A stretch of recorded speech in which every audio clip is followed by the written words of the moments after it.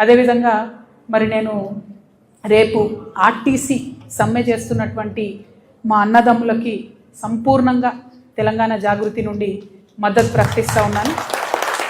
ప్రభుత్వానికి కూడా మేము హెచ్చరిక చేస్తూ ఉన్నాం.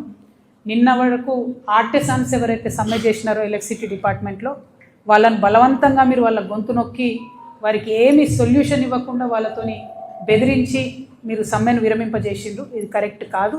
ప్రజల యొక్క డిమాండ్లను అడ్రస్ చేయడం అన్నదే మంచి ప్రభుత్వం అయితే తప్పితే లేకపోతే ఇబ్బంది అవుతుంది. ఆర్టీసీ వాళ్ళు చేసేటటువంటి సమ్మెకు మాత్రం జాగృతి నుండి సంపూర్ణంగా సహకారం అందిస్తాం. అటువంటి పరిస్థితి తెచ్చుకోకుండా ఇమీడియట్గా ఆర్టీసీ వాళ్ళ సమస్యలు పరిష్కరించాలని కూడా ప్రభుత్వాన్ని నేను డిమాండ్ చేస్తూ ఉన్నాను.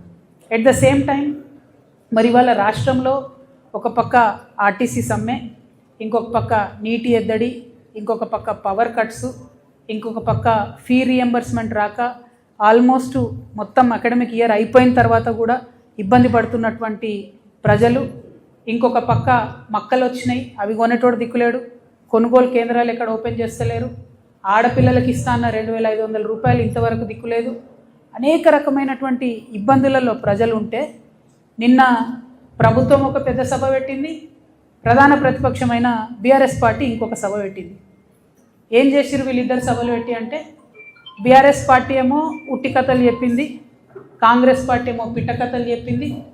ప్రజల వ్యతలు ప్రజల కష్టాలు మాత్రం ఎవరు చెప్పలేదు.